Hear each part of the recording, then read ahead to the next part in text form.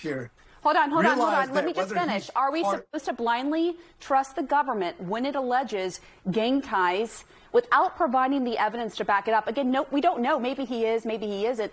But the administration hasn't provided that evidence. So realize that he was deported because he's here illegally. He said, I don't want to be deported because I'm afraid of going back to my country of origin. He was given that due process. The question is, can he be sent to El Salvador because of life threats? Has nothing to do with being part of MS-13 in and of itself. The MS-13 issue is another issue, and there is evidence from what I understand that will be presented. He may come back for a day for habeas, but he's not going to stay in the United States. He's here illegally. End of story. And you're right. He was given a protected status. And he's had that due process on that. That doesn't mean he couldn't be deported elsewhere. But do you agree, Congressman, that there's a difference between being deported to a mega prison under the premise that this is a MS-13 gang member, which there hasn't been evidence to prove that, and being deported to another country where you still have your liberty intact versus this mega prison that is known for. So now you beg another question.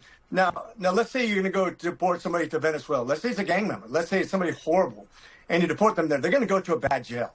I promise you, Venezuelan jails are not a good place. Matter of fact, we know for a fact that Venezuela has cleared some of their jail people and sent them here. Do we say, oh, we can't send them back to Venezuela because their jails are too bad? We should keep those criminal elements here in our jails. I don't think that's what the American people want to hear. I don't think what our legal system was designed for. I think it's a false claim to try to make President Trump look bad. But I don't think it resonates with the people. I think the Democrats are barking at the wrong tree, as well as the media. When you say that you can't be sent back to Venezuela or El Salvador or some country that has bad jails because they might have really bad things from the country they came from, even though they may be part of a criminal element. That's a falsely resonating message, whether it comes from the media or the far left. I don't think the American people are buying that. This isn't a message. We're just asking the important questions based on facts and based on the fact the administration itself, under penalty of perjury, you asked a very specific question, though. That this was an error. Your question was this. You said, should we send them back to a mega prison if that's what we're going to do? Because they could have bad treatment. My question is, if they are somebody who's here illegally and they've broken the law, they're going to be sent back to that country. That country will determine their fate at that point. That wasn't proven in this case. And that's a sovereign nation. You said the legally, administration, you said these are the facts. Congressman, I'm answering you the facts. Listen, and I'm also talking about the facts here. If the administration is so confident in what it has done and that this person is a member of MS-13, why isn't it proving this in court? It's had ample opportunity before this district judge, but instead this district judge just said yesterday that the administration has done nothing to show what it is doing here, despite the court order asking it to do so. The Supreme Court said it's going to be pushed back for further clarification from the lower court on what they exactly want done.